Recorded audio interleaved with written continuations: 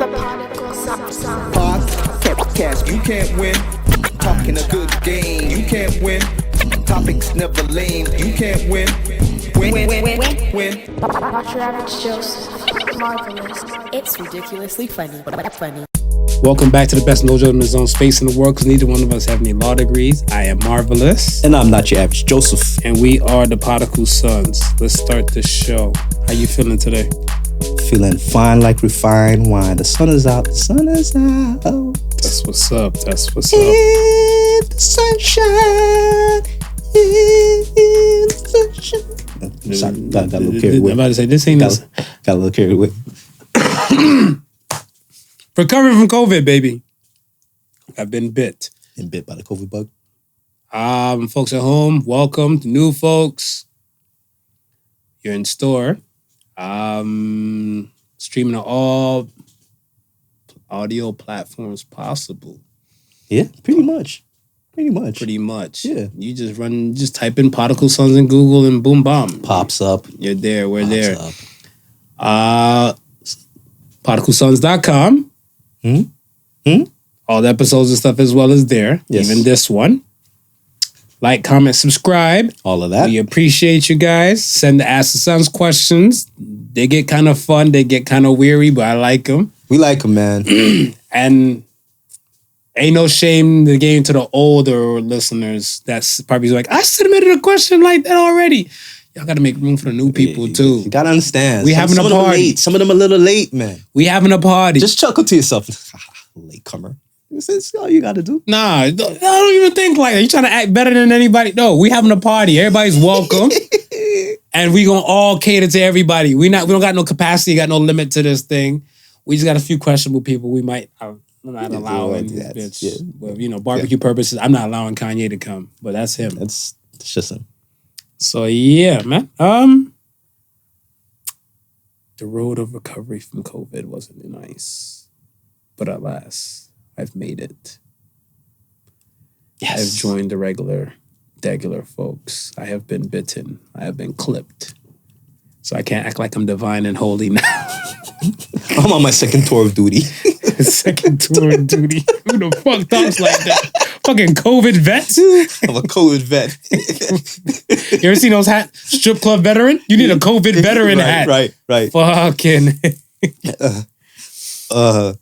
Yo, let's get to the polls, man. Get to the polls. First poll of the week is accepting someone another way of settling.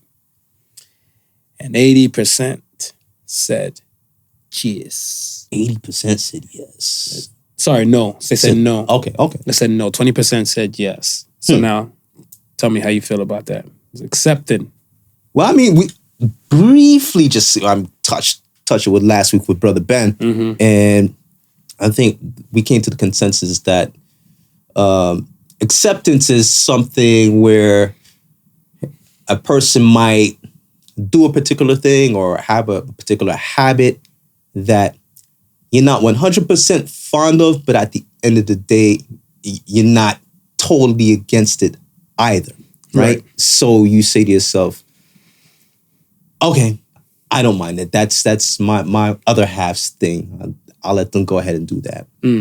Whereas settling, on the other hand, is something that you're totally 100% against, and it irks every part of your body and your mind and your soul. But because you want to be with that person so bad, you're willing to put up with it. That's how I look at settling. Changes in the marriage, changes in the relationship. You're with somebody for 5 years, you're accepted in one way for 5 years. Now, your significant other now, she went from a size 2 to a size 9. Size 2 to a size 9. Size 2 to a size 9. That's 7 steps. Wow. This is a program.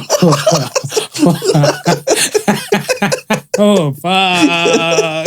This guy. We get back to my Dr. Phil moment. Yes. 7 steps to rehab. You're a fucking asshole. And here I am coming down the hell with you. Yeah. Look out below. You jumped on the toboggan behind me. You ever see those free falling people just like, Fuck it. Look out below. This was one of these moves. So, okay. She went from 2 to a 9. To a 9, right. And now she's like, she embraced the woman she's become. Yeah. And she likes the woman she's become. Right. Unfortunately, your sausage, your dick, doesn't like the woman she's become. Doesn't like the 9. No. Prefers the 2. Prefers the 2. Prefers the 2. So now, are you doing yourself a justice or injustice by popping yourself a, performance enhancement medication? I mean, if you gotta get into the game, are you accepting you gotta the get fact into the game. that you gotta get into the game? You gotta get into the game. You gotta get into the game. You gotta get into the game by any means necessary. Coach, you watch too much Karate Kid. The coach don't want to hear you injured. You watch too much Karate Kid, Daniel-son. You already fucked up. You're gonna go out there and fight with one leg? You're right.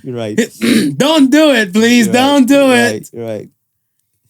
Are you accepting? Or you're settling? Because if you're staying, I think you're gonna just make peace with the Blue Chews and the Viagras. Yeah, I think though you would have to accept it because there's no possible way that you feel like she's gonna be a 2 forever. No. The reason I say I don't know is because, see, some people are just... I embrace the change. Right. I feel like a lot of times when it comes to certain men, right, men and women like, I'm going to upgrade this motherfucking guy, right? Mm-hmm. I'm going to make his life better. Mm-hmm. His life wasn't shit until he met me. Damn right. Right? That's how a good portion of women think. Yes. And some guys and stuff out here thinking and stuff, that's delusional women. There's delusional men out here saying like, I met her at 16. She's going to still keep this body at 16 even when we're both 48. Right. Cocaine's a hell of a drug, but there's some guys and stuff that's out there like that, right? Yeah. And I noticed that like we do have types. People claim like they don't have types, but I've noticed... I think everybody has a type. And I realized the stuff that there's an OG I know. Right. His wife used to be like 2 and all the above. Yeah. And throughout the course of the year, she went through steps. She didn't make it to the 7th step, but she's went up to some steps. Right. And the women that he's cheated on her with, right, were like the previous look. Yeah. Right? Mm-hmm. So that was his type thing. Right. So he's not doing the marriage any justice, but what I'm saying and stuff is that if he's staying, he's settling because he knows what his body wants. He knows what his body yearns for. I see. Yeah. I don't know. At that point, though, what is more important to you, right? Mm-hmm. Is that the only reason why you're there, right? Because let's say, again, we always talk about the checking off the boxes, right? Right. You got a certain amount of boxes that you check off. Now you're not going to check off all the boxes, check, right? But let's say if checking off 6 out of the 10 boxes is good enough for you, then you rock, right? Mm-hmm. So one of those boxes is now the number 2 hourglass shape, right? Mm-hmm. She no longer has that. So now you're down a box. Are those other boxes still important enough to you? Probably to keep this thing happening. So to me, yeah. To me, no. I feel like looks and stuff and beauty would beauty has no expiry. Beauty and honey has no expiry. Other things in life has expiry. But I feel like aesthetic wise, are you okay with the change? Do you make, yeah. Are you accepting the change when it comes at you? There's certain changes and stuff you have no control over. Right. So I think on a morale level, when she's not presenting herself and stuff with the change and stuff, are you okay with these subtle changes coming in? Because like I said, like in that case, she didn't make it to the 7 steps. We're still fucked. We're gonna fry. But yeah, she didn't make it to the 7 steps, but she went up a few dress sizes. Yeah. And when she went up a few dress sizes and stuff, it just kind of deterred him. Right?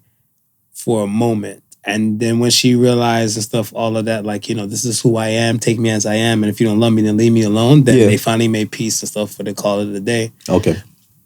I don't think he's really had like concrete relationships after that. Yeah, but see. he's had multiple rendezvous with the two shapes. Right. Yeah.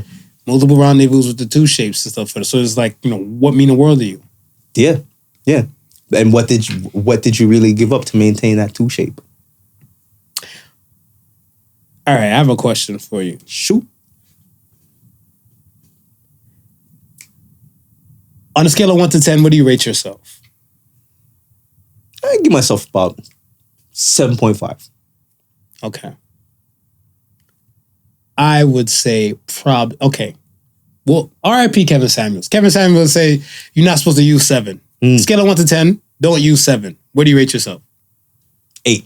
8. Okay. Why 8? Why 8? Why 8? This is a notch above 7. Gotcha. I can't use 7. I can't use 7. I ain't going down to a 6. That's for damn sure. I feel like a lot of times and stuff, whatever, there's only a handful of like, and I'm not coming at you women directly, but there's a handful of women Right. will never say that. On a scale of 1 to 10, what do you rate yourself, whatever? And they'll fly up like 10. There's no room for improvement.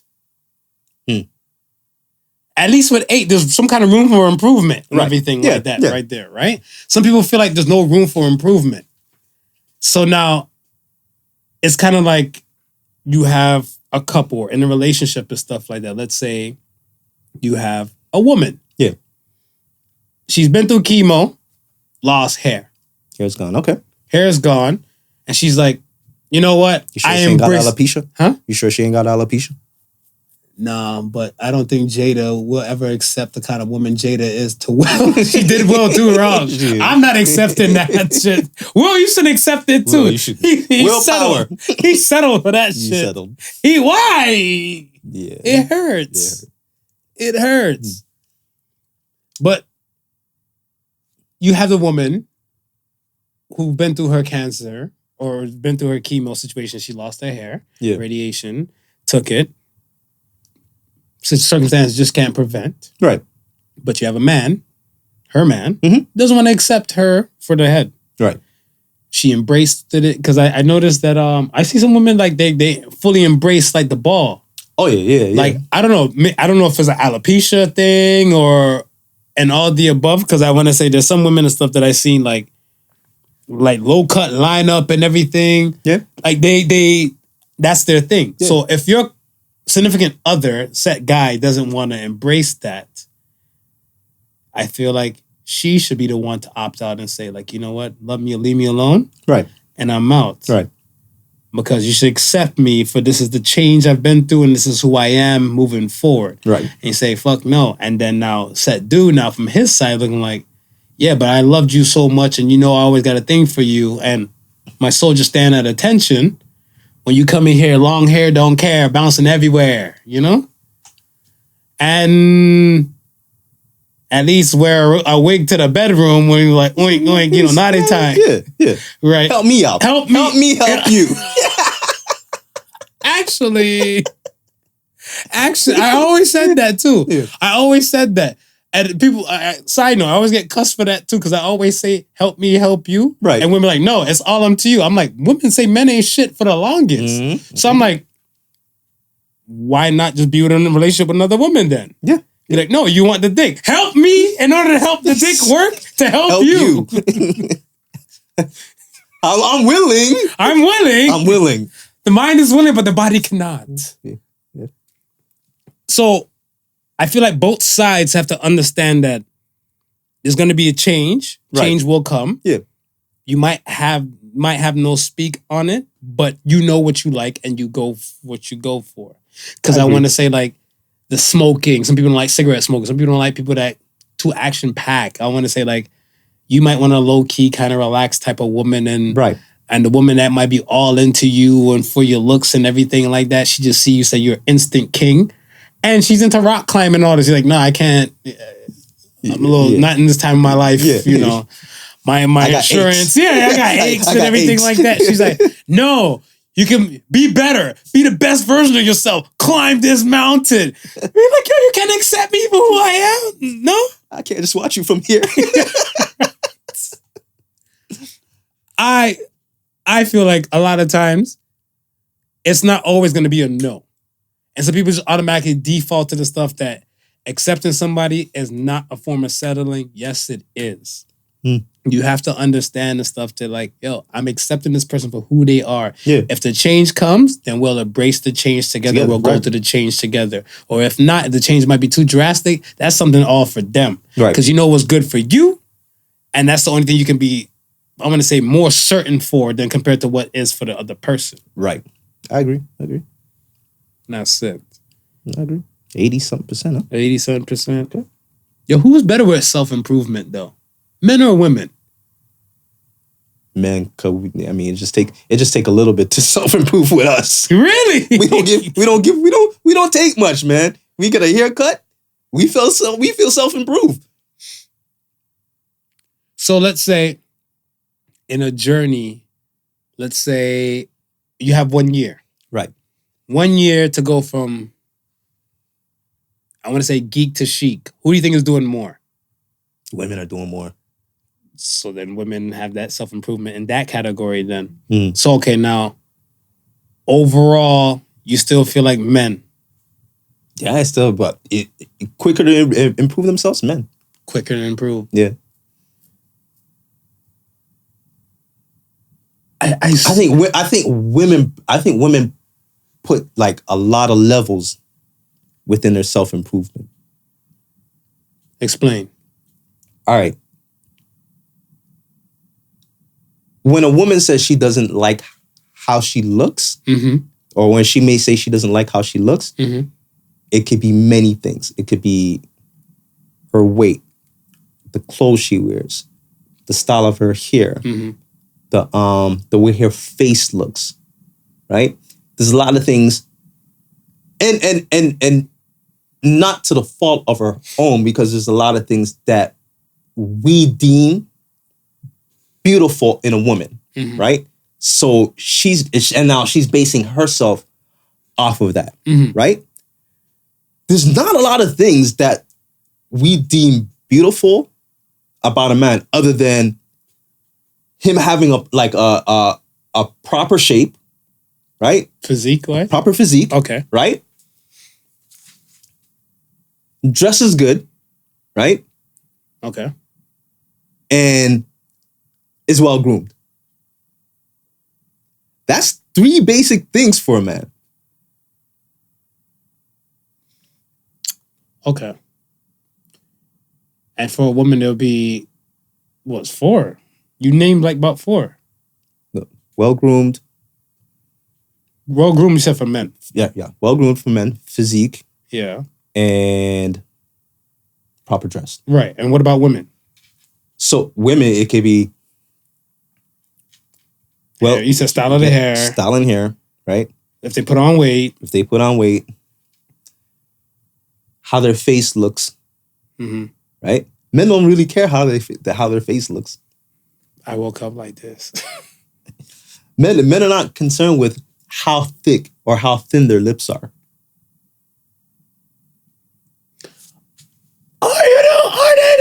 Men are not concerned with how perfect their eyebrows arch. What kind of men are we talking about?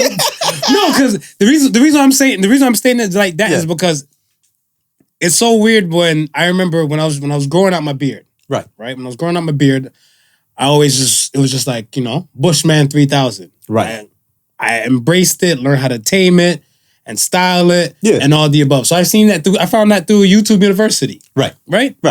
And I had to realize this stuff that certain things you have to go fine tune, minute for your ilk. Right? Because I seen that there's ton of I want to say Caucasian white men, right, who grow beards. Yeah, their style and stuff. If you look, you're gonna pay attention now. Their mustache hairs cover up their lip. Yes, they cover up their top lip. Yes, because the Caucasian people have more of a thinner type of lip. Right? So this now, the thicker covering up of the lip gives it more of a more brolicky, more, I guess, what's your B word you always use? Burly. Burly. It gives you more of a burly type of look and stuff. right? Right. So that's like, and that's You how got the woodsman look. right, Right. because they have the thin lips and everything. Okay. I don't feel like I got thick lips. Yeah. No. I feel like I got thin lips. You got thin lips. I got thin lips. Yeah. But I'm not about to grow this shit over to be fucking my food. I gotta eat. You know what Burley would. I got a woman. I gotta eat. Like, yo. So that's what I'm saying. Like, that's not my MO. Right. But men do they do take in considerations of, I got thinner lips. Let me grow my hair. Right. So that's what I'm saying. Like, what kind of men are you talking about? Because even like these burly man types of concern, like my lip look kind of sensitive. Let me cover it up with some facial hair. I think you're gonna have men who are more in tune to how they look to a finer detail, right? Okay. But I think just the majority of men, it's like just those three basic things: physique, being well groomed, and then being well dressed. Right? It's the common trope is husband and wife is going out someplace. Husband is ready in 15 minutes. Wife is taking about 2 hours. You hear that Tyler Perry song? Tyler the Creator. Come on, let's go. Yeah. He's rapping to his girl. Right. Oh my gosh, I fucking love it. I fucking love it. So That's what we're talking about, right? Come on, girl, let's go. Yo, you wasting all my time on my dime. It's like, yeah. It's funny because... But why are we so... Before we get off that, why are we so accepting as men to embrace women's lateness, but then if a man was to show up on a date with a woman like 10 minutes late or 15 minutes late, it's a problem. Yeah. But we've embraced the fact that women are allowed to be late. Yeah. The party don't start till they get there. Or we're not leaving until I'm done. Ready. Yeah, I'm ready. Yeah. But if it was the other way around, it's like World War III. I don't know what to tell you. It's not fair. Tell you what. Go ahead. No, I was gonna say, it's just that difference of alone. Like men will go out in anything. True. If a woman will let them. But you'll have some women out there is like, you can't go out with me like that. Where the man, he's satisfied with how he looks, right? But now because his woman ain't satisfied, he's got to now go change. He's got to put something on what she feels that's more acceptable for them to go out with. When she's already made sure 100% that what she put on is deemed acceptable. But some dudes even, I feel like there's some dudes out here that even like to, I guess dictate like the way how the women, the women dress. Yeah, right? I get that. But, and I guess it's like, for me, like, I can enjoy a woman with her hair back in a pair of sweats, chilling, and we go hang out. Like, you don't have to get dolled up 100% for us to go kick it. Like, yeah, I like that look, but I also enjoy this look too, right? So versatility. So you don't have to go over the top to please me. When most women feel like they always got to go over the top. I know some guys like that. I know a guy, friend of mine, he won't take out his garbage unless he at least looks semi-fly. He said, you don't know who might see you when you pulling the garbage from the damn garage to the front, to the driveway. So I was like, yo, you get a fly? He's like, well, you just can't be too shabby looking. So I'm like, would you go to the garage and like, some sleep bombs and everything? It's like late night. late night. But like, other than that, like, no, they I don't feel like there's something wrong with taking pride in how you look, but I just feel like nothing wrong with that. I feel like we focus or put too much energy into the wrong things. Correct. Because I'm like, if you have somebody, why not pour the extra energy you're going to take in to get dolled up and glammed up into more of the relationship than to be glammed up? Yeah. Because I look at like some of these things, like especially on the gram, you have a couple every time it's like a holiday or something like that. Yeah. We're posting photos about them Christmas at the Cranks, Valentine's Day at the Cranks, and some other shit like that, whatever. They look like they're the TV couple. Right. Yeah. And minus in those 4 major days, everything like, how do I survive this woman? He doesn't understand me. I need somebody to understand the awakening within me. You're thinking like, for the 4 days out of the fucking year, you're on point like an accurate rifle. Yeah. And now the other days and stuff, whatever, you guys are in shambles. Instead of fixating on those 4 fucking days, why not just pour the energy into like the rest of the days, so at least you got to even balance it out. Right. Balance it out. Right. And that's why I feel like people focus on like the wrong damn thing. Yeah. Into it. Men look wise and women look wise and stuff. I feel like it's good to have, I want to say, upkeep of yourself. Yes. For lack of better words. Because I always look at this stuff as like, would you fuck you? That's how I look at it. I would. I would fuck me. I'm an 8.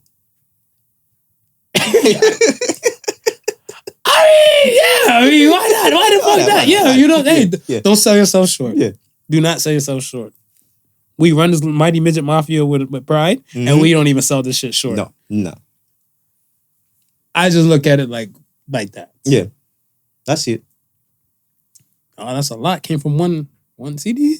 Topics is heavy. That's it. No, Topics is heavy. They go in, man. They go in. All right, man. Let's get to the other poll. Is being smart always important? And 54% said no. Yeah, I was in the no side. You're in the no side. Yeah, Tell me why you're in the no side. I feel and for me, when I think of the question, it's always comparative to the people who are around me and the people who are, I wouldn't necessarily deem important, but are in my everyday life, right? Okay. So, for instance, I have a mechanic, right? Now, my mechanic, you know, we get to be boxing now and then while he fixing the car and so forth like that. And I asked him, you know, what was it that made you choose this field, right? Excellent mechanic. He's like, well, when he got into high school and he realized like just the regular academia stuff, like it didn't spark any interest in him. So he felt himself falling behind in certain things and so forth like that. And he said at the end of the day, I didn't feel like I was going to be a doctor or anything like that. So I started looking into trades. So he goes, you know, there was the barber, there was this, that, and the third. He goes, but I really had an affinity for cars. So I said, you know, let me go that route. And that's pretty much how I ended up here today. So I said, okay, you know, that's cool. Now, if anything I need to know about a car, I'll ask him. And he will know, right? Right. Outside the car? Outside the car, if we were to talk about geopolitics, No. he look at me like, what's geo, right? But then I don't need him for that. I need him to fix my car. That's why I come to him. And to me, there's nobody better who fits my car. So do I need you to be super smart? No. I need you to be at, I guess, whatever level that you are and whatever service that you can provide with me on that level, I'm good with. Okay. Wife. Wife's in life for multiple purposes. Wife gotta be smart. Wife gotta be smart. Wife gotta be smart. Wife will always feel like she's the smartest. Wife will try to outsmart you. I feel like women think we're just natural dumbasses. Yeah, like, we're ogres. We're ogres. I feel like women, I honestly feel like that most of the time. And then when a woman feels like, I feel like when a woman looks like, hold on. Coincidentally, that's where the whole men came from. That expression in that tone means you guys are stupid. Men. Yeah, what a problem. Yeah. What a problem in their world. Yeah. I don't think I've never once heard a guy say, I don't need a woman. I don't want a woman. I never heard him say. I never heard it. Even gay guys, they want the girlfriends to go shopping with and talk about boys and guys with, right? I feel like women like, yo, I don't need men. Men are crosses. You heard that before. Men bring crosses and all the. I've never heard a man say that. Need no man in my life. Ever. In my life. Like, that's a heavy statement. That's a heavy statement. I feel like that's a inferior superior complex right there. You have an inferior superior complex and stuff right there. So being important, being smart, they're gonna feel like they're smarter. Yeah. It's just like if we like if I remix it and stuff. Listen. Not only do they believe they're smarter, but most of the time we're clueless. According to them, we're clueless. According to them, we're clueless. I had an OG tell me one time and stuff. He's like, you don't argue with a woman. You have whiskey. That's what whiskey's for. So if you feel like you need to argue with a woman, just take a sip of whiskey. Take a sip of whiskey. It's like, is that the reason why men drink? Yes. That sounds like some serious OG knowledge. And I was like, and then he looked at me, he's like, why do you think you have whiskeys that's been aging for 150 years? And counting beyond that. He's like, they realize. This is true. They realize this shit. This is the bar. You go sit up at the bar and the bartender look at you and you're like, nah, you need the good stuff. You should listen to your ancestors. Let's go back 50 years with your ancestors. Women in trouble, they're like, where do I start? Women, a good portion of women, I believe, feel like being smart is more important. Now, I feel like there's a few that kind of master the game, be like, I don't need a man. Yeah. But men want to feel like they need it. So you're like, babe, can you open this jar for me? And he comes down like, I got a man for it, boo. She knows she can't open it herself. I got this. He's like, shit, want to put heart right? I got this. Yeah, I'm here for you. I got you. Call me if you need anything else. I'm gonna watch the game. She probably done picked up the damn jar, hit it from the bottom a few times. She probably like, you know what? I didn't call him for anything today. Yeah. Let me call his useless ass in here, make him feel special. Give him some work. Yeah. That is a real woman. That's what we can love and honor. Like a woman that tells you she fakes her orgasm just to boost your self-esteem. You gotta appreciate the nuances to it. But I mean, just don't tell me. Do it, but don't tell me. Yeah, I don't want to know. I don't want to know. I don't want to know. Then just recommend a whole bunch of techniques and shit one day, whatever. Right. Be like, whew, that was great what I did the other day. You be like, you didn't do shit, but we should try. And then when she recommend the whole damn Karma Sutra, you're looking like, shit, it was because I put it down, didn't I? Now you ready for something else now. You ready? And she's like, yeah, dumbass. Yes. With your non-working ass. Oh, man. Being important to me being smart isn't always important, but there comes moments where I feel like you have to be heard. Yeah. So what I mean by that, you have a situation where if between us, you've always were like, come deem off the smarter person, but a broken clock is at least right twice a day. Do you acknowledge the fact that this is the first moment that I'm right? Because since you're the smarter one and I'm the dumber one. Right. Do you admit that? And some people want stuff to like, I heard one person say Christmas comes once a year. Right? Okay. Now I have another smart moment. That's even within the same month. Do you now make peace with the fact that like you're not always going to be smart? Yeah. Smarter than me? I might have moments where I might be smarter than you. Same thing you were saying pertaining to the mechanic. I might be more versed in some other things and you might not be in everything. But I always feel like a lot of people aren't smart. Their phone is. Yeah. They're too quick to Google some shit. Yeah. You have a conversation stuff with somebody, they don't know by experience or trial and error. Right. Or even to ask somebody and stuff like that. I don't need to ask somebody. Let me Google this shit. Yeah.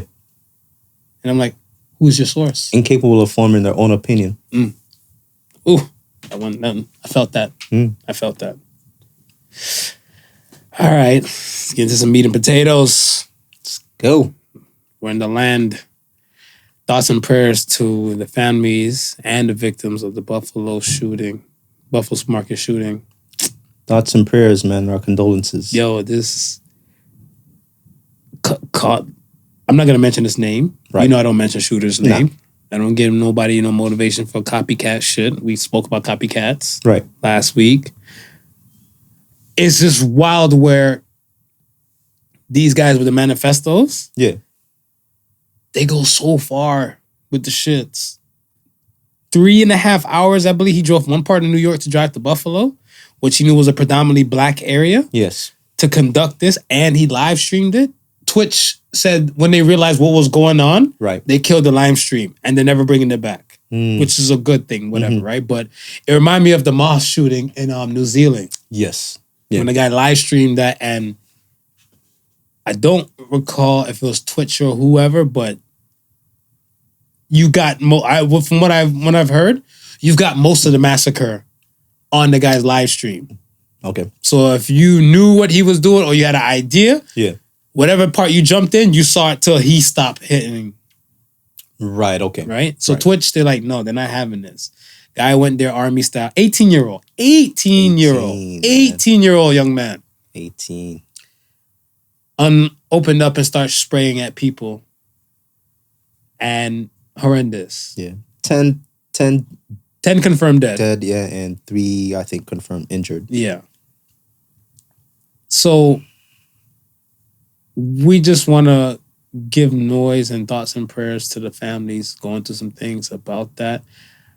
Hate crime is never appreciated, especially on this side and on this platform, much less. I just, like for the mosque shooting a few years back, I think in 2019, when Pittsburgh somewhere, guy went there, sprayed up the people in the mosque, the Dylan Roof, when he did that to the black church. You know what I'm saying? Like, these things and stuff ain't cool, but we keep saying these things over and over and over and over again. And remember, I asked you the question, I polled the question.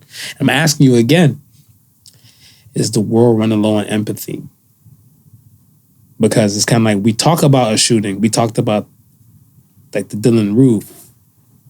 And we kind of, I don't want to say we got over it, but because we're not touched directly, people just kind of push it to the side. Yeah. And that's why I feel like this is where the empathy is running low on, because we're jaded. Like when you were in grade school, you didn't have school shootings. No. School shootings were non-existent. No. Now the school shootings come up so much and everything like that. Like these kids, they make peace with it. Well, I feel like it's that, and also I think we also touched upon this the last time we spoke about it. The news cycle. The news cycle happens so rapidly, and it's never positive.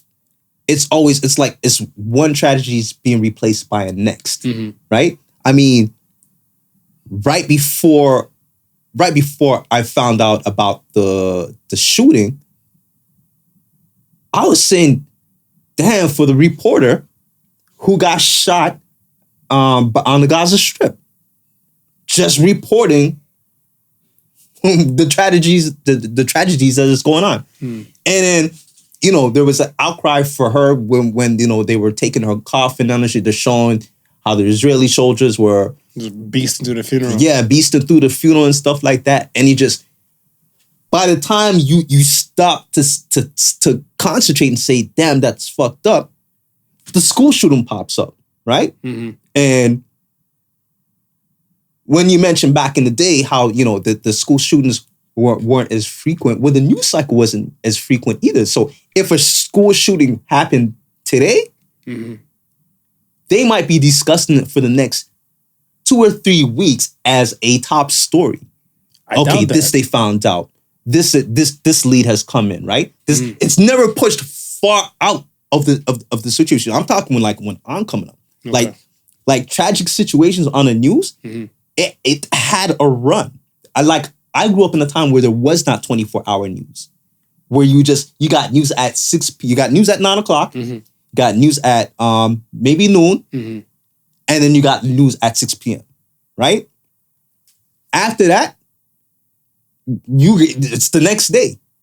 Now it's just, as something happens, it hits the news channel.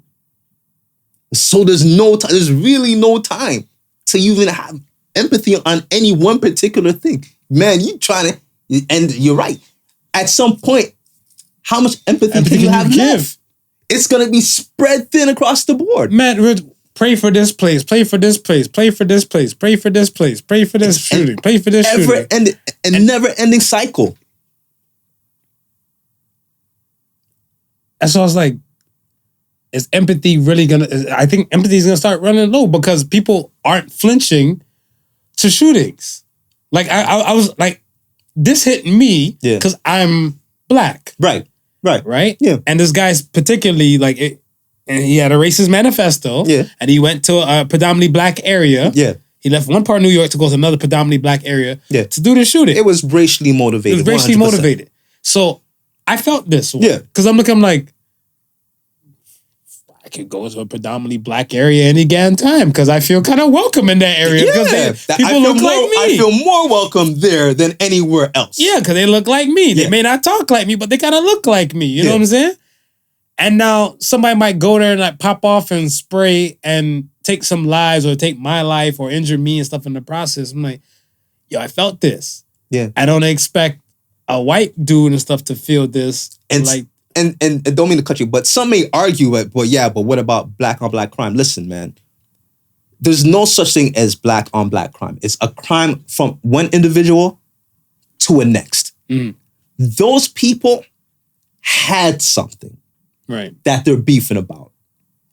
And it ended in a tragic situation, right? There's no black man walking in. I say, I'm going to go kill another black man. And I'm going to go kill a random black man. Start killing a random black man. Right? That's not happening. That's not happening. Whereas here you have this white kid purposely going in to kill people who don't even know. Yeah, you're right. Well said. Who don't even know. Well said. Right? So yeah, there's a difference. Well said. You're absolutely right. When that's a way to silence the noise when they say about the black on black crime. You're right. I don't know. I said this the other day when I was watching the news yesterday in the evening about the shooting. Yeah. I sat there and I was like, I think something about Tennessee came up on like CNN. And I started thinking, I'm like, Tennessee passed that bill the other day about if a drunk driver kills a parent, they have to pay child support for the child. Right, yes. Fuck it. You take a life. Yeah. You pay child support. Yeah. So why are you in prison? Why? Because he's going to waste tax dollars. Right? Yeah. They didn't bring him, like he came in full military garb. Fatigue and everything. Yes, he did put the gun down and turn himself in, but those still fucked up moments and stuff is the fact that like, yo, damage is already done. Not only that, but I'm like, yo, you're shooting a brother that might look like he might carry something.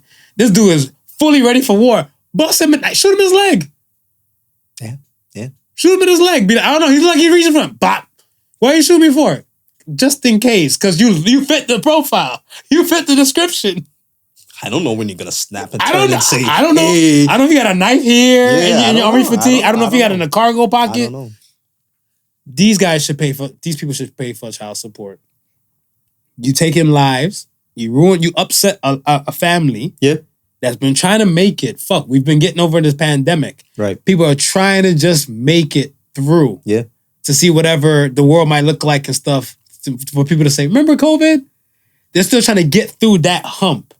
And now you've taken these people's lives. No, you're in prison, your commissary, your books and all that type of shit. You should get the bare minimum shit they should give you. Yeah. And everything else stuff, it goes towards the families. Towards the families. I bet we were talking about precedent earlier. Right. I bet you said a precedent like that, whatever, motherfuckers would think twice about annihilating some people. Yeah. Well, that's I can't remember who mentioned it in regards to the police shooting. They were like, yo, why not start suing the insurance companies that insure these police officers. I bet you if you start doing that, these insurance companies are going to start looking into the conduct and what needs to be changed because they don't want to lose no money. So if a cop shoots me, Right. I live. Right. I get paid through their insurance? Through their insurance. So that's the individual cop, or is that the police? I think it's like police a police that has like insurance policy thing. Yeah. Okay. Yeah, they have to feel in their pocket. They have to feel it in their pocket, right? It's like we say it all the time, man. That the economics runs this place. Right. We don't care. If it don't make dollars, it don't make sense. We don't care what race you are. I don't care what creed you are. If you don't have the money to back your ideology, your philosophy, it gets crushed. It gets crushed. Facts. All right, man. Let's talk about what did you want to? Okay, before we go to what I want to talk about, how do you feel about the whole Rico charges against Young Thug, Gunner, and their YSL gang? Yeah, it's funny when you talk to young people because it's like this is like their world, like their take on it, right? And one tried to tell me, well, it's not really fair because you have YSL, the label, and then you have YSL, the street gang. Yes, they're the same YSL, but one's doing this thing and one's doing that thing. So because one is doing this thing, they should be kept separate for the ones who are doing that thing. And I try to just tell them, you're guilty by association. Doesn't matter if you're not doing anything what you may deem criminal. The fact that there's criminal activity done. You know that there's criminal activity. The fact that whatever you're doing is bringing an awareness to the criminals, that implicates you. Yeah. You can't separate that. So now, and to make it work, and that's what a RICO charge is. RICO charge doesn't say, hey, we're going for the street guy and the street guy only. RICO charges, we're going for the entire organization. Yeah, because the CEO in RICO is crime organization. Yeah, we're going for the entire organization. So whether you're the bellboy at the hotel that is owned by the organization, whether you are the record exec that runs the recording industry arm of the organization, you're involved. I think you're involved. We can't tell what type of money you make over here that funds the activities over here. I can care less. I can care less. I can care less. I'm shutting down the entire organization. Well, my thing is, like I'm saying, this whole situation is that I can care less. I mean, like, do I like Young Thug's music? Do I like Gunner's music? Of course. Yeah. But I'm like, you know what you do when you do. Because let's say their rapping career, I'm just saying, let's say the rapping career is probably, or the money they made in the rapping career probably is equivalent to money we make on a podcast. Right. Right? Right. But the extra shit that they do, the crime activity, is to boost them up higher. They're still rapping about the shit that boosts them up higher to stunt on people like us. Yes. Why should I care? Yes. Why should I care? And there is the truth about it, right? It's like, yeah, you may not be doing it, but you've made a living preaching it. Mm-hmm. And while you've made a living preaching it, you've influenced others to do it. That I can agree with. So, okay. You see, so with me, the organization thing is separate from that. Right. Me saying these words, yes, they might have a movement, it might change you and everything, but that's a you issue. Right. And if you're under 18, that's a parental issue. Right. So that's onto your parents and stuff to kind of rein you in. Right. Now, if you're over the age and stuff, whatever, and let's say you're 22, and I'm saying like straight out of Compton or some shit, or fuck a police, and you want to walk up and punch a police in their face, that's on you. This is punch. Yeah, you know what I'm saying? That's on you. Yeah. You got to eat that charge. Yeah. Oh, I heard Ice Cube say it, or like I heard NWA say it. Be like, and those are the 80s. You caught this charge in 2022. Yeah. That's a you thing. My thing is stuff that if the person is saying like whatever they're rapping about in the song, if they're telling you be all you can be in the army and everything like that, and they go be great, we're not gonna glorify that rapper. No, we're not. We're not gonna glorify that rapper. No. But the meaning, like the minute it says something like, you know, that's bad, and we're championing the bad, down and looking at stuff is like we need to persecute that rapper. Right. So I'm like, that portion of stuff, no. When they're legit, like the YSL, they have shootings, they have beatings, they have other crime aspects and stuff that's involved. That's tied. Yeah. And they might have little Mikey working at the at like reception and stuff in office. Yeah. And everything. But they told Mikey, like, yo, drop this bag off. Don't look into it. Don't say a word and give it to whoever the fuck. Y'all gotta go down. I'm sorry. Y'all gotta go down. My boss told me not to look. So what? It comes back to if all your friends jump off the bridge, are you gonna jump off the bridge too? When did your individuality kick in? Yeah. Right? Transport. The man's like, yo, he moved the chick. He's like, the fuck? That sound like a person. Open it up? Yeah. You're not supposed to open the package. Bitch, I'm moving this shit. Not you. I am. I need to know what I need to know what the fuck I'm doing. I need to know what the fuck I'm agreeing to. Yeah. So like I said, if they know what they're agreeing to, like, okay, this person's about that life and they have a persona, sucks. You're part of them. You gotta go down. You gotta go down. Bobby Shmurda, GS9 went down. 6ix9ine went down. Treyway. These things are Rico is not regular or not a non-norm in the hip hop community now. Yeah. Because if they go into a place, they're looking to say, okay, set person is top rapper. What are they plotting? J. Cole, Neighbors. The neighbors think I'm selling dope. Yeah. They kick down the door. They know J. Cole's there. They're like, we don't know what he's using his rap money for. He's probably doing all this other shit. They don't care. They don't care. They don't care. When they have nothing to prove and stuff, now you can do the lawsuits. Right. But if you know, your hands are filthy. I mean, if they can tie you to something, they're gonna tie you to something, man. And then Young Thug's supposed to come to Toronto on Friday. This Friday. And then we had those who are keeping it real in their lyrics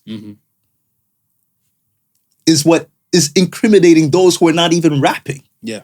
Definitely. Definitely. That's the other part of it. So how could you not believe that you're not involved? I asked you this earlier. I ask you this again. Is there an area where community stops, or you go by community rules, or you go by the world rules, or let's say location rules? Because our black community does not promote snitching. Right. But let's say the demographic here, they have 1-800 Crime Stoppers. Yeah. We need to stop crime. Yeah. Do you say, are you going to go with my black culture and not snitch? Or do you say you're going to go with the law of the land? For me, you're going to have to go with the law of the land. Tell me why. Go ahead. You're going to have to go with the law of the land because whether you like it or not, it's the land that's dictating things. It's not the community. If you had a strong enough community, that would be the law of the land? That could back you with your fuck shit, and the law of the land does not feel like they can fuck with your community, then that's a totally different story. Look at them.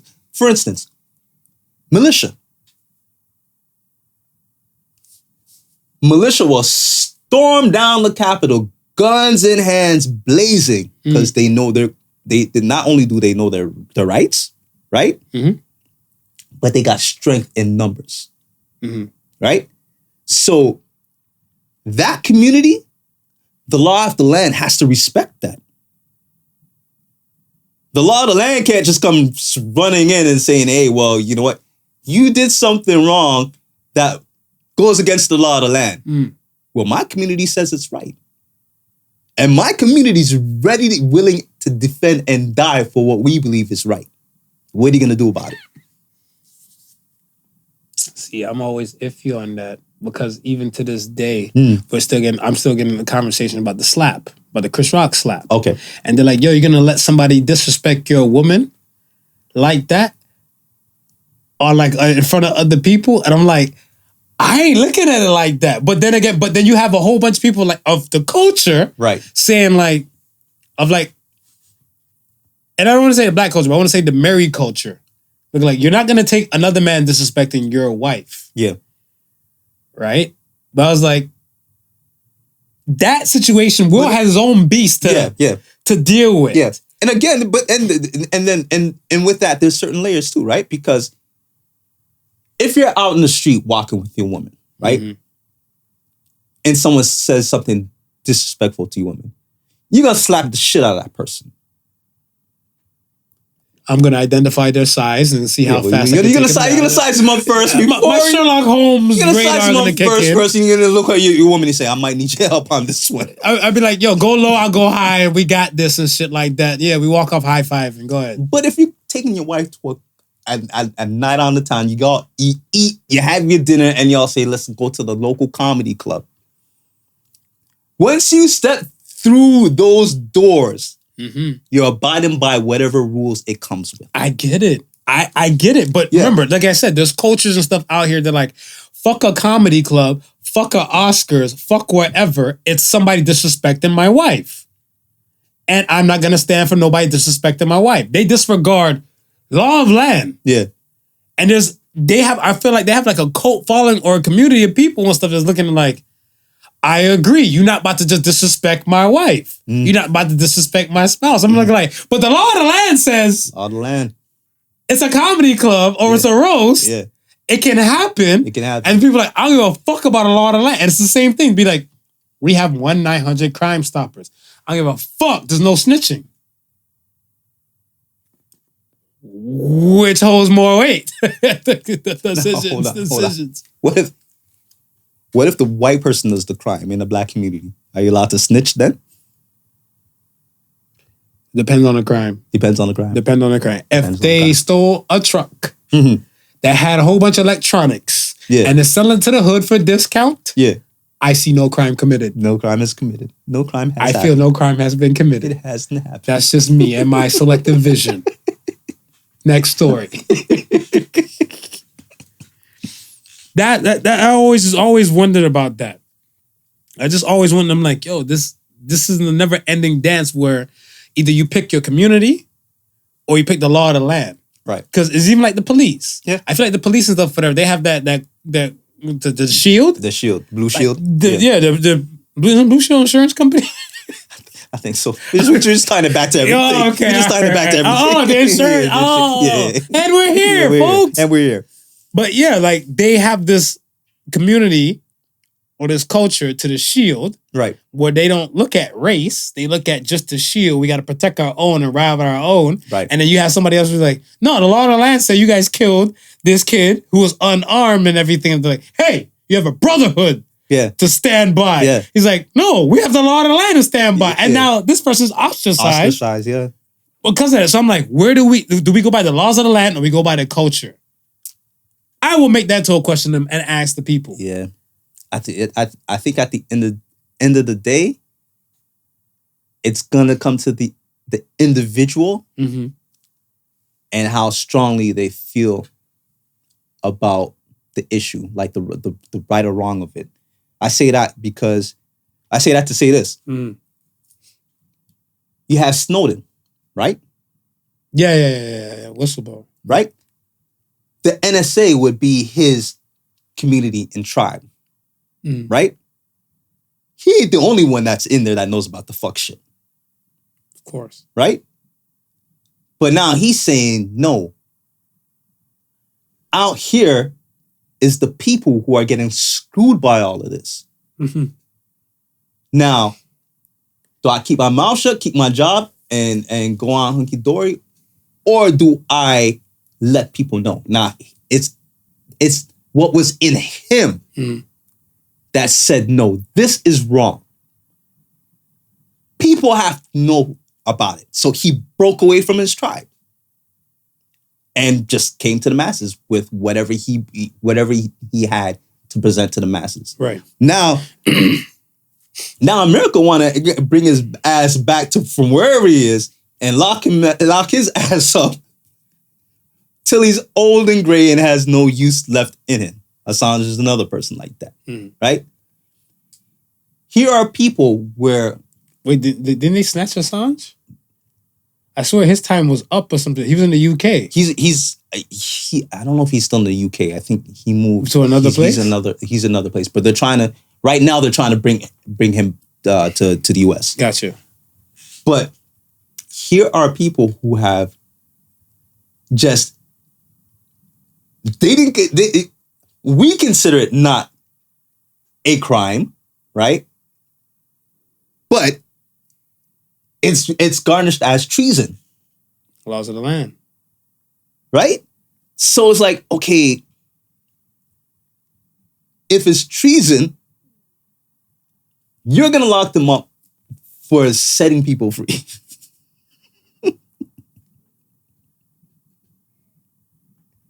And he knew that. Yeah. They know that. Right. Right? But rather to stick with the tribe, they broke rank. I'm not saying there's no consequences to like the tribe. But this is the thing though, right? The dude in the black community who snitches, he knows killing is wrong. He knows that person whoever shot killed, that person's family is suffering and seeking justice, right?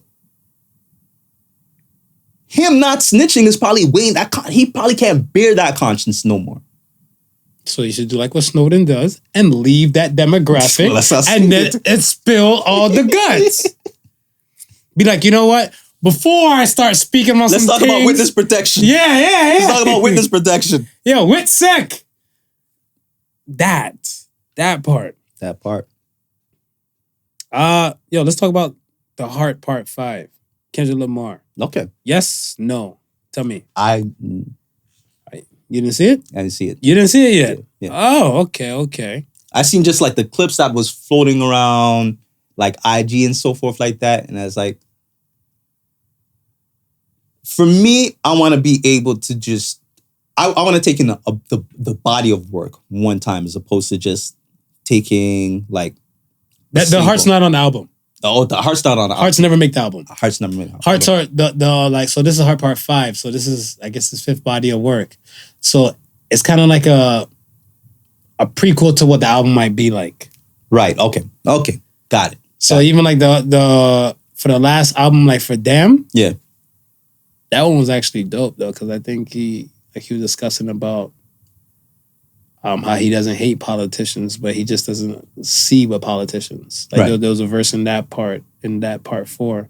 So these are not with the album. They're kind of like previews or things to come stuff on the album. I think so. It's his own separate. I think with it had me because we've been waiting on the album so long, so I thought this was part of the album. I tapped out. I stopped waiting on his album because I think for me, this is maybe just my thing where people might say like, oh, I'm greedy and everything, but I expected him to say something during the pandemic, right? Like with the George Floyd's, because it's kind of like, even if he had a song like I Told You So. Yeah. Because Jadakiss has a song called Me, and it's like, who else can be fly like me? And if you're like, if he had a song called I Told You So, yeah, like this is what Pimp a Butterfly was all about. Right. Yeah. Right? Yeah. So not a song. He was featured on other people's tracks, all the above. And I don't know, like from the artwork of the album, Right. this current album, like if that's his woman and his 2 kids, or it's to signify he has a woman with 2 kids, Right. and everything. But I was looking to hear more words and stuff about that. Then Yeah. with the work of art that comes out afterwards, I'm okay with it. I wasn't breaking my neck for it. I think the reason why I think the reason why I didn't really think about the him being silent during that time was part of that time he was having the record label beef. So I always look at it from a perspective of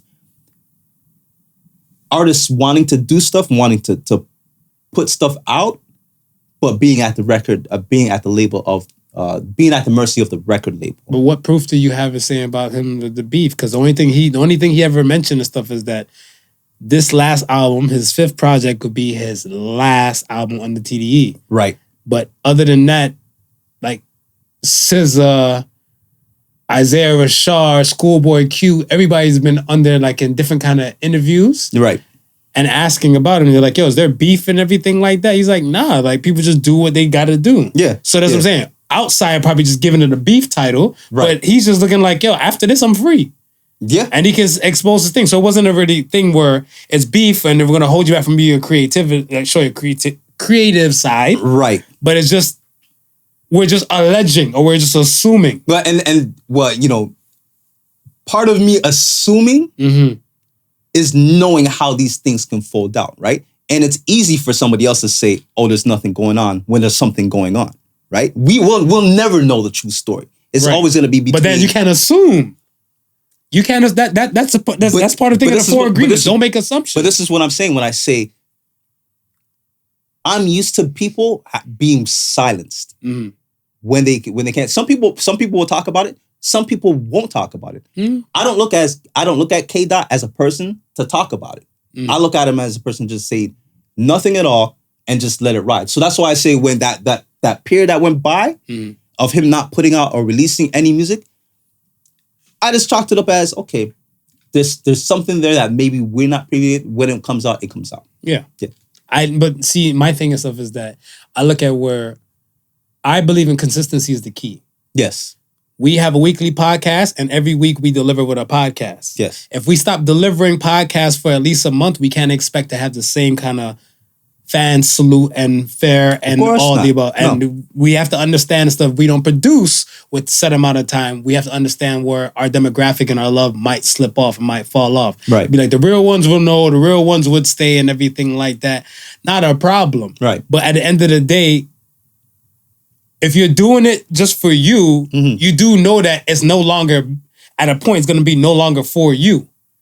No, yeah. These conversations and stuff that like we have on this podcast, we can do this on the phone. Of course. We can have these conversations on the phone. Yeah. We don't need the microphones and we don't need the people. Right. But it's no longer for us anymore. Right. It's for the people. Yeah. So that's what I'm saying. Like, well, did he keep total silence and not, because he was on a few features. He just never really spoke about those issues that we would have loved to hear his how many features opinion on it. Okay, so we'll say George Floyd, May 2020 till when did the Big King track come?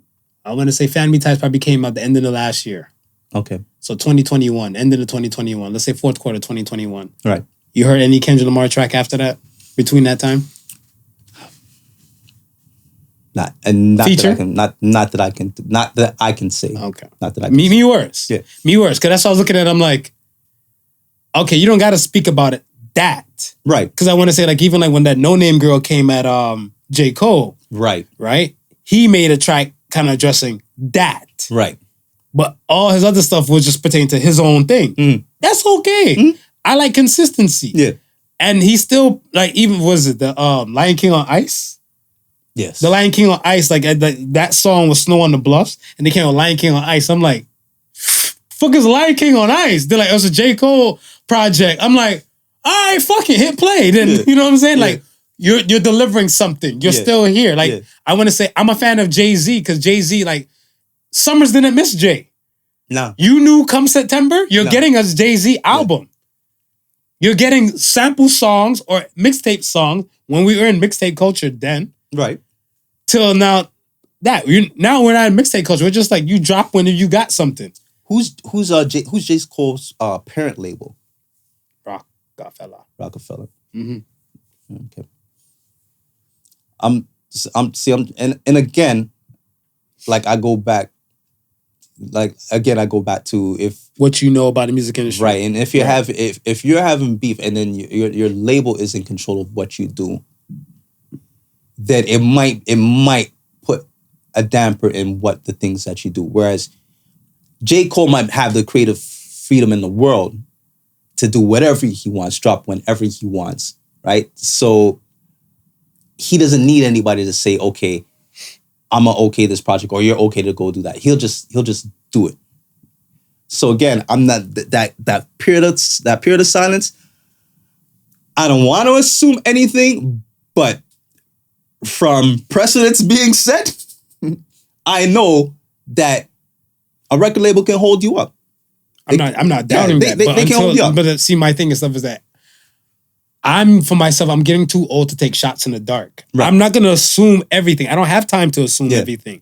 I need to know. Yeah. That's why I always tell people, fuck your feelings and stick to the facts. Right. Let's go with the facts. Because if we're going to be assuming shit, it's going to get very, very, it's going to go from crystal clear to murky mud. That's facts. That's my thing and stuff is that if we know, then yes, let's speak about it. If we don't know, we don't know. We don't know how much shit Amber Turd has laid in Johnny Depp's house. We do know about the shit in the bed. So we stick with the shit that we know that went into the bed, right? Yeah. That's it. Well, again, and with that being said, then there could have been any amount of issues why he stayed silent during that period. It doesn't necessarily have to be the label. Yeah. It doesn't necessarily. The fact that we wanted to hear him speak about, he doesn't have to speak about anything. Right. He doesn't have to speak about anything, but something. Yeah. Damn, you know what? When did Damn come out? 2017. Yeah.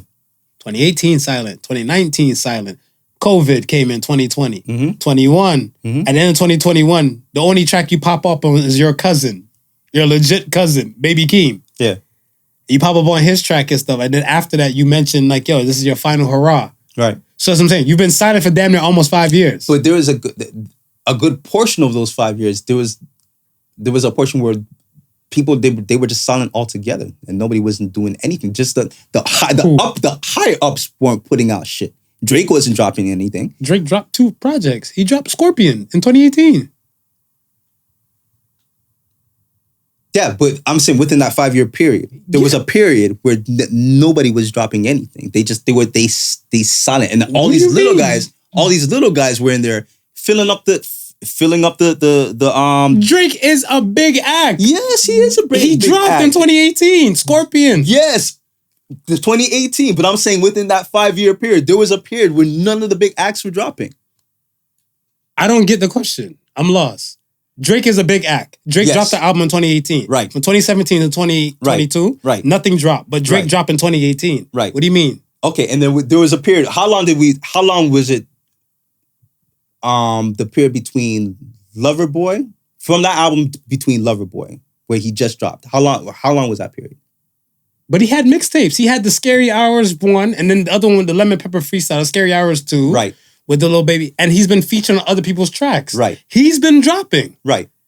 He's been dropping. So that's what I'm saying. What are you talking about? He's been dropping. Because even if you pull up in Spotify, they're not classified as albums. They're classified as... And that's why I asked you, okay, then that's why I went back to it. During that period of time, did K-Dot do any features? No. Okay. Just the cousin thing. That's what I said. So I'm like, even from the COVID time, after he stopped touring from Damn. Right. In 2018, 2019, he went silent. And that's what I'm saying. I'm looking for, it's the same thing with pertaining to the podcast. Yeah. If you're looking for us to give you content or for your listening pleasure, right, and then we stop producing stuff or we're not releasing anything, why would you be shocked that, well, why would we be shocked that you're not a fan when we drop something 2024? Hey, welcome back to another episode of Podical Sons. I got more gray hair than I'm probably compete with Not Your Average Joseph. I think that in part and parcel is the fact why I assume the label held him back. Because for me, he seems like a person that would want to speak on certain things or would want to say stuff on certain things. So the fact that he didn't, I don't know why he didn't, but if you're having beef with your label and your label is saying, hey, listen, until we work this out. I get that. That's what I said. If we don't, that, and the third, yeah. I get that, but until we get like all that's alleged, until we stick to the facts, because the same thing with the play this. When the man said, "I'm so fucking sick and tired of the Photoshop," yeah, give me something natural like Afro and stretch marks. It put the industry on pins and needles, right? Because you had women be like, "Yeah, what about natural women? Why y'all don't got love for us?" Right.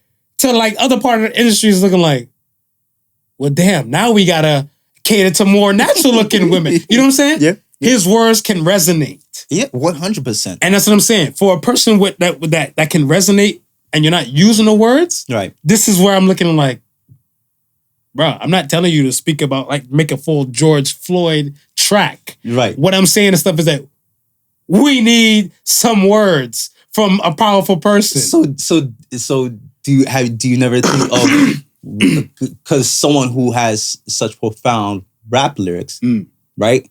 At a time when we need something like that, does it never like just think into your mind why we're not hearing it, or a possibility of why this guy might be silent at this particular time? No, because I'm too busy in my own life. And this is part where I'm selfish and stuff, whatever. Because me, I don't celebrity chase. Right. I don't celebrity chase. Even like for research purposes and stuff like for the podcast. Right. I look at what's in the now and what's in the zeitgeist and stuff of current things and stuff to kind of talk about. And I get that. Right. But my thing and stuff is that if I care that much, right, then I would do that research. Right. Like I want to say I'm a Jay-Z fan. And I still couldn't tell you the day that him and Beyonce got married because I don't care that much. No, and certain things you're not going to care about, right? Some people do. But you cared about the fact that he didn't say anything yet during that period of time where you would want him to say something about what? About the marriage? No, I'm talking about Cole. I'm talking about K-Dot. Yeah, right? He didn't say anything during that period of time, right? You didn't care. You didn't want to know why he didn't say anything. You just cared that he didn't say anything. He didn't have any content. It's not about it's not about, like I said, it's not about him making a George Floyd track. Right. Him making music. I know Kendrick Lamar as a musician. Just music. Musicians should make music. Right. If musician is not making music, musician should be acting. I'm not telling him what to do, but I'm saying like, if I'm not like, okay, if I see him acting, like I see Andre 3000 in the movie, yeah, I'm like, oh, this is the reason why you're not rapping. Right. Okay, you're filling the time with this or with that. So my investigation skills and stuff go numb. And then somebody's like, Kendrick Lamar, he's on his cousin's track and stuff with a dude named Baby Keem. I'm like, who? He had a cousin? You're like, yeah. I'm like, oh shit. He giving his cousin the alley-oop. That's not a problem.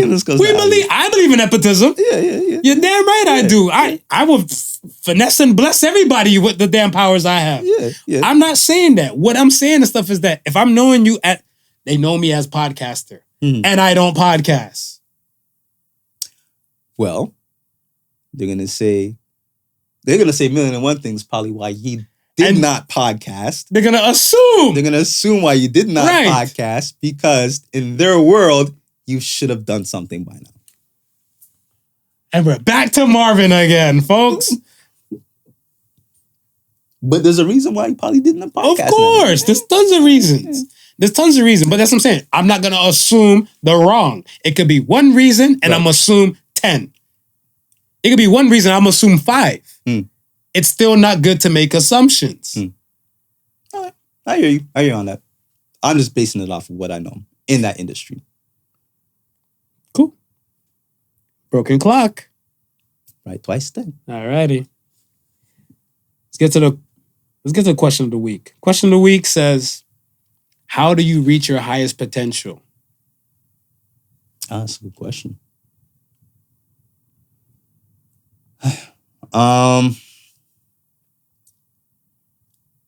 I think with me, it starts off with my day, how I start my day. I try to start my day in the most positive and uplifting thing I can do for myself. I started off like that.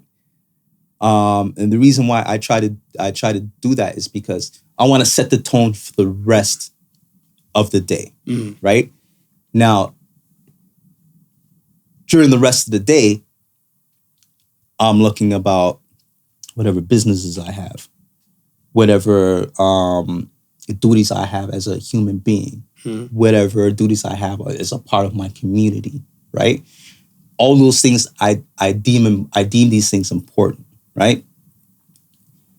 By starting off the day with that positive, upbeat energy, it starts to translate through the things that I do throughout the day.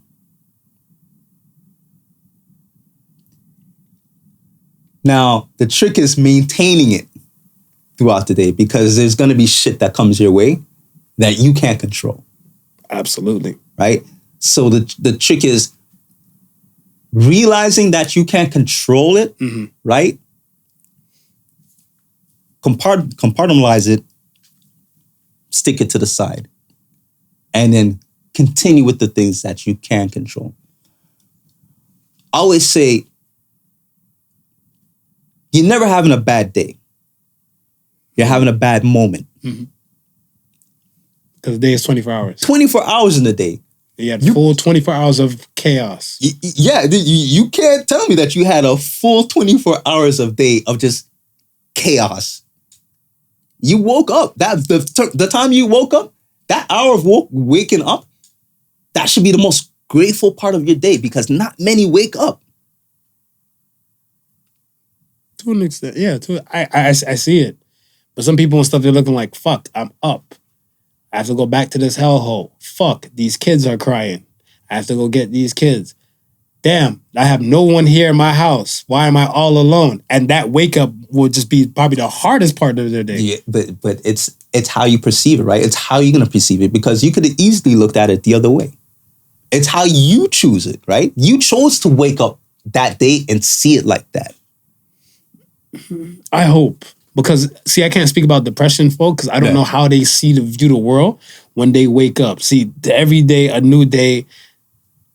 There will never be another, May 15th, 2022 ever again. Right. May 15th, 2023. And even 2021 was different compared to what it is and stuff, whatever now. Right. Right? So I treat everything like it's different, like it's unique. Yeah. So I think this is my good and bad. My good and bad, I want to say, like, trait that I have. Yeah. Come look at them like, all right, let's say my cat Whiskers died yesterday and everything like that. When the anniversary comes up for Whiskers, I have a memorial moment for Whiskers. Right. But that ain't ruining my day compared to, like, at that moment when I lost Whiskers the year before. Right. So when I lost Whiskers and everything, I'm there like sobbing, took hours out of my day. You know what I'm saying? Oh my gosh, meow, meow. I got empty bags of meow mix and shit like that. And then 1 year later, probably might have a new cat. Yeah. I probably sold all my cat shit. I probably got a cat tattoo or some shit like that. Whatever. You know what I'm saying? Something. It says, I love the pussy. But that's a different story. Yes. But, you know what I'm saying? Like, I treat every day different. And some people who might be suffering with some mental health things, I think, I'm assuming, this is where I'm assuming now. Right. They're looking forward to something not to feel like the norm, like not to feel like the normal bad. Right. So if the normal bad, like they wake up like, oh my gosh, I hate everything, I hate everybody. I hate everything. Yeah. Right? And they're like, I don't want to feel this way. Right. What do you suggest? Start researching of things that are good to wake up to. Hey, I like that. Because it's out there, but sometimes you got to tap into it. When my mom just passed, right? I hated Mother's Day. I didn't like Mother's Day. Because it hit different. Because it hit different, right? And before that, you loved Mother's Day. You didn't mind it. I didn't mind Mother's Day. Yeah, you just know you had to buy a gift, pony up. Yeah. this Mother's Day that just passed was one of the best Mother's Days that I had because I celebrated everything that I loved about my mother. Nice. That's what's up. As opposed to thinking, oh, my mom is not here. I wish she was here, this, that, and the third. All the negative things, I chose this time around. I said, no. Everything positive that I can think about my mom, right? When Mother's Day comes, I'm a think about it, and I'm gonna send her flowers to heaven. And that's how and my Mother's Day was good. Nice. That's what's up. My Mother's Day was good. So now, next Mother's Day comes around. That's the mindset I'm carrying forward. Right. But it's the choice. We have that choice, right? I can either sit here and sit here and be depressed that my mom's gone, this, that, and the third, or I can look at all the good stuff that my mother gave me and build upon it. I agree. I agree. It's the choice. It's the choice. You take the choice. Yeah. So that to that person, I would say, listen, you want to change it. There's things good about waking up. Maybe you got to go find those things and now incorporate them into your mindset, as opposed to, another day at work. I got to get the kids ready. And I always try to wake up with the mindset that today is a new day and it's different from yesterday. Whatever problems that I don't have to carry over from yesterday, if they're not needed to be carried, I'm leaving them in yesterday. Yeah. I'm leaving them in yesterday. So, like I said, man, I try to start with the day with that positivity and then keep that going. And then everything else that I do throughout that day, I do it at the highest level possible.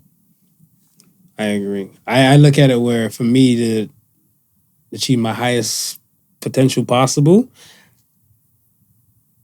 I start off, I think it's the day thing, like to start off in the morning. Yeah. Like it is actually from the morning. I want to say the morning sets the tone for a bit for me. Because even I realized that I think I had a morning recently. I went to go, I don't know, put a spoon in the sink or some shit after I made my tea. Yeah. And the bitch like bounced on the floor. I'm like, this is not normal. This day gonna be different right here. I've been doing this shit for too damn long, and this fucking place is a sign of things to come. You know what I'm saying? And then like I think something else might happen and stuff in the day, like you see a fucking cat whistling, like cats don't even fucking whistle. I knew it from the spoon that go in this sink this morning. I knew it. You start walking extra cautious. And shit. I was like, I'm like walking like I'm in a Thriller music video and shit, like on pins and needles, but. For me, my goal is just to be the best and to do the best. My best and your best are not the same. Two different things. Yeah. Like I said, your best might be you want to pile drive missionary your woman for 3 minutes straight. What if I can't go past that? My potential and stuff is only like 58 seconds. Right. I got 56 pile driving seconds to give and 2 seconds to reset. Yeah. That's just my best. Right.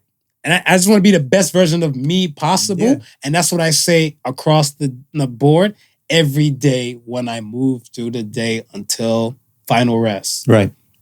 Best version of me possible. Best podcaster in this bitch. Best cousin. Yeah. Best person to vocalize their thoughts and everything like that. Right? Yeah. Fuck it. My Homer shirt, my best dress. You know what I'm saying? I want to be the best version of Marv possible. I agree. And I think with that, I end up achieving like my highest potential. Yeah. Without even trying certain type of things. Because I want to say, I was having a conversation with somebody a few weeks back, and I think I was high. I knew I was high. Yeah. I knew I was high, but I pulled out some kind of Shakespearean thought, and I was looking like, how the fuck? I'm like, no, I'm high. But then I thought about it and I made a note about it. Yeah. And even when I came out the high, I was like, all these years I probably had like a conundrum with the set equation, but I've cracked it at this moment. At that moment. And I looked at it and stuff, I'm like, yo, maybe at that time I was at the best version of myself possible. Yeah. When at the other time when the problem first came to me, Yeah. I didn't have enough know-how, I didn't have enough understanding, have enough experiences with it, so I couldn't give it my best. Right. Now I'm at a different point where I can be my best, Right. and the shit just cracks just like that. I'm like, Right. we were just in conversation, I cracked the shit. Yeah. And before, like in the past, I probably was sitting there with like dry erase board, stick figures and shit like that. E equals MC square, trying to break down this fucking problem when I broke it down in a regular conversation. Yeah. Yeah. Because now I'm at the best. I'm trying to be the best version of myself possible. So whatever solution I come with, that's the best that I come up with at that time. And when I transcend to be better, it becomes even a better result later. And when you mentioned that, it brings me back to my blades of grass theory that I also came up with when I was high. Bring it in. But what you just said, right? Mm-hmm. Imagine all of us felt that way. Mm. What world would we be living in right now? Oh, a great one, a different one. I think this world would probably be, my personal opinion, this world would be just a landing point and a jump off for the beginners.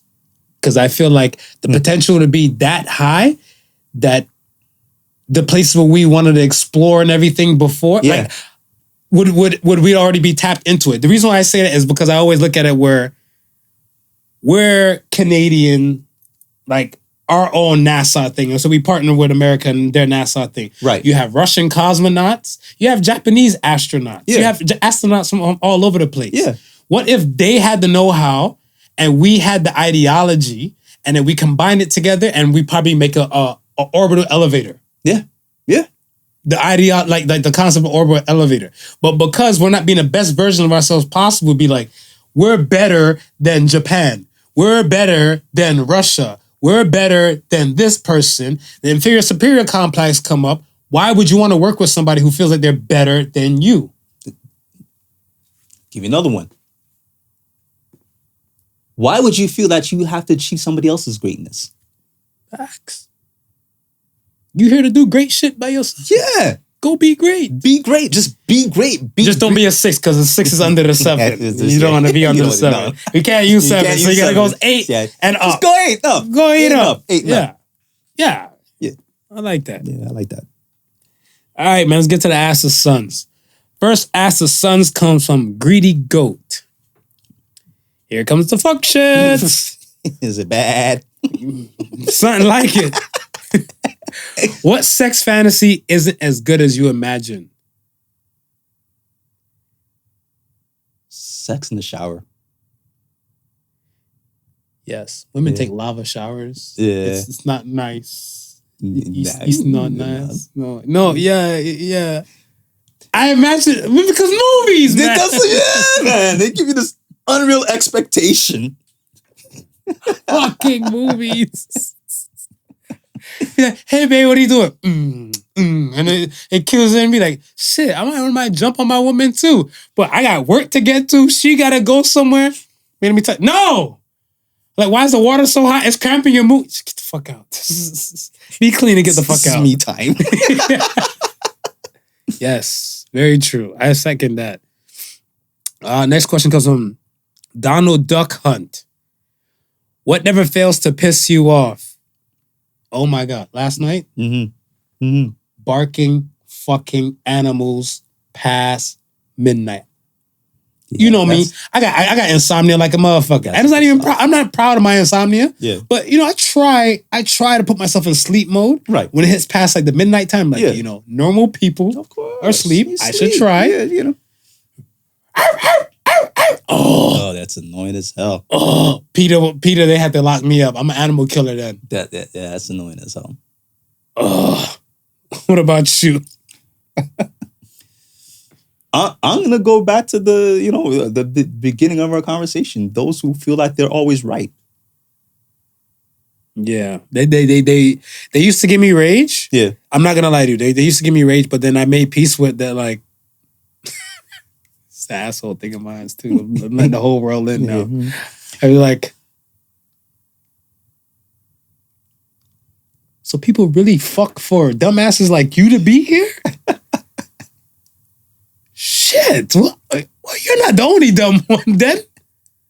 You were made by two people and stuff that's chose to make a dumbass like you. Listen, that was an argument that's why I called you the other night to ask you if you felt there was a larger community of non-vaxxed. Oh, yeah. Than the community of Black Lives Matter. Black Lives Matter, right? Yeah. And the whole conversation came about with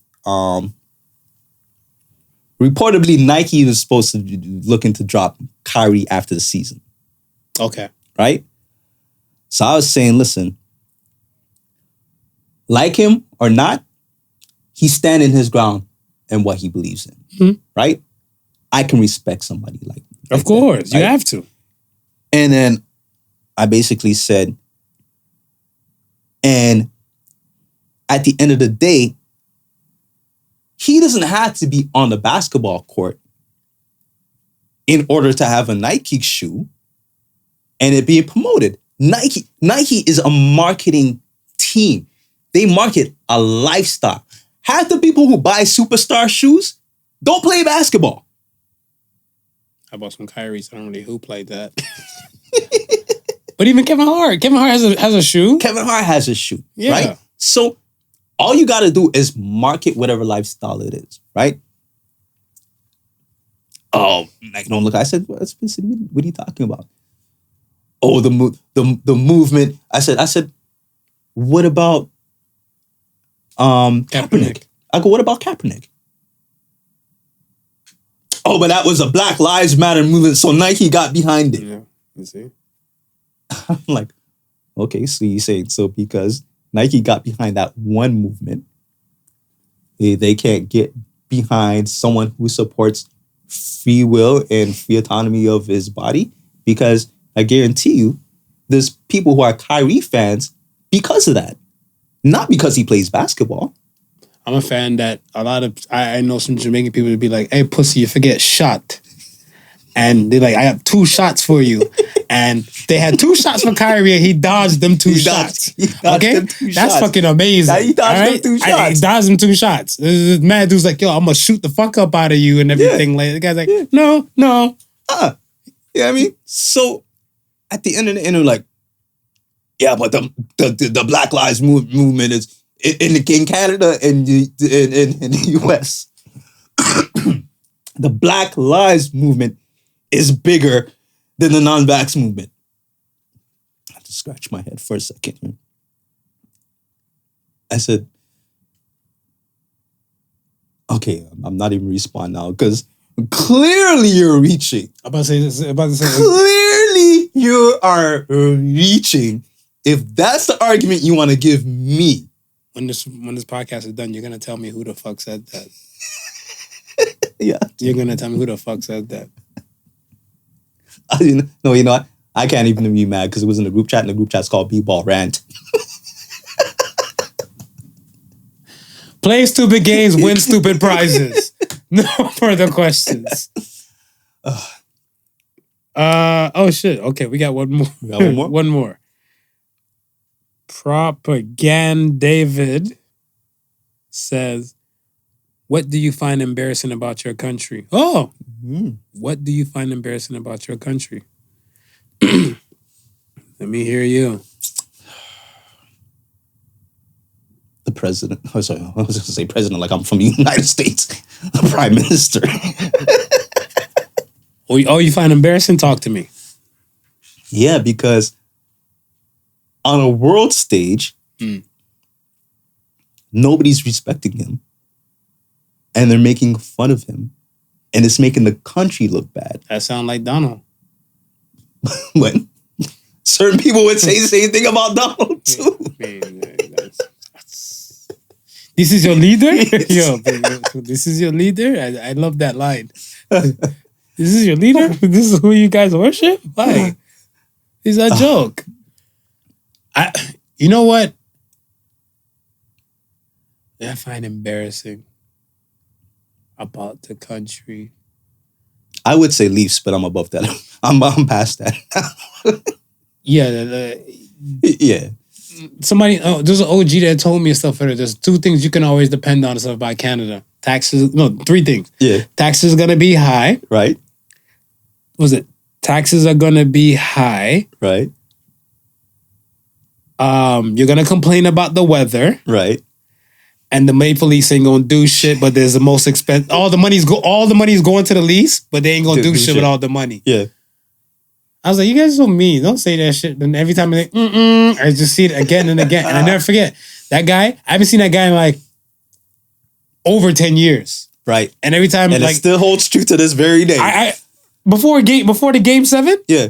Before the game 7 and stuff, whatever, I see like some of my people's Leafs jersey. Yeah, we're gonna do it, baby. Yeah, we're gonna beat a damn NHL, like a Stanley Cup team.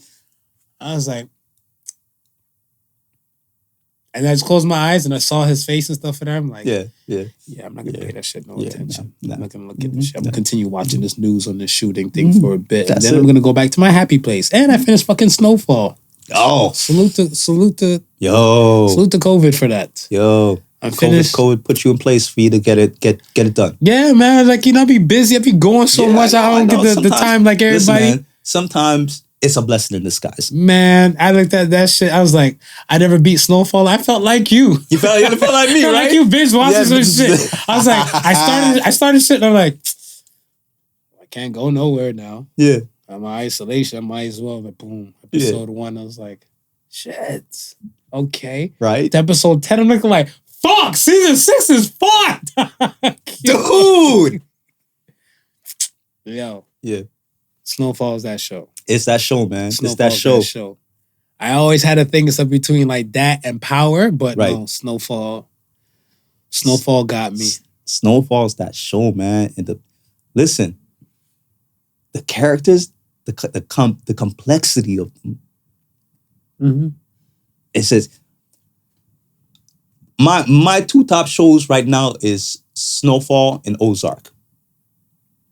Yeah, a lot of people are saying that too. The just the complexity of the characters. The characters they draw you in, and then you hate them, you feel sorry for them, you cheer for them. I mean, they give you a whole round of set of emotions. And that's great writing. Yeah, that's phenomenal writing. Phenomenal writing. That's great writing and stuff like that. Because even like I was talking about like the anime Naruto. Right. I love Naruto and stuff like that because when I seen that shit, Naruto gives you all these fucking characters. I'm like, yo, there's too much people to type of pay attention to and shit like that, right? Right. But they bob and weave. So you're looking like, all right. And then when they bob out and when they come back in, they weave right back in. Now they give me like a backstory on why this person is like, you're like, oh, this fucker's an asshole and everything. You're like, why? You're like, oh, this is why you're an asshole. Right. Oh, you were molested. Oh, you were treated like this. Right. You're not that much of an asshole. You're just reacting. You just never got therapy. Yeah. And now next thing you know, whatever, when they clip this motherfucker from you, like, he didn't get a chance in life.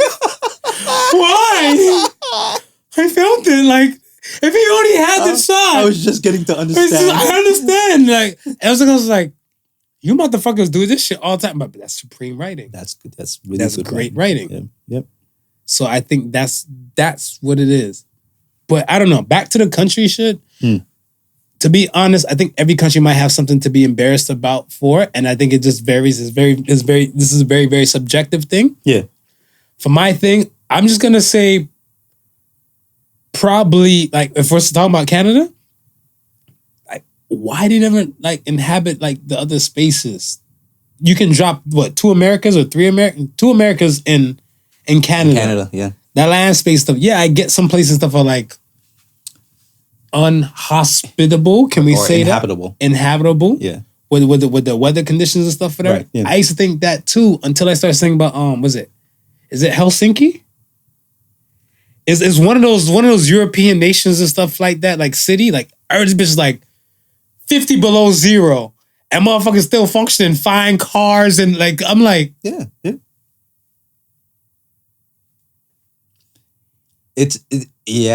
I never understood that why you as a government would not want to expand the living territory. Like you own the land. Yeah. Like if this is Marv land. Yeah. This is Marv land and stuff like that. And I get that, okay, I put up some shit here and I put up some shit here and now I got people like East Coast, West Coast and stuff like that, right? Right. I have so much in between to fuck with.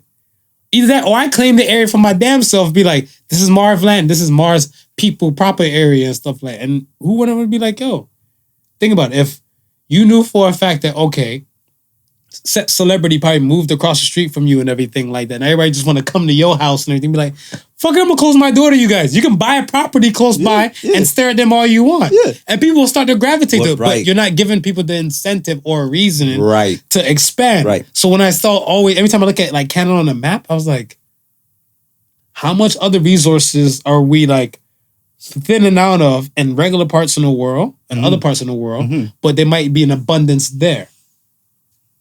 True. Right? Like the oil thing was always a mind-boggling thing. We get oil here, we take it somewhere to get refined, and we pay so much money and stuff like that. I'm like, find another oil spot in Canada and just refine that bitch I there. was about to say, use all of that land that you got, and build a refinery. Done.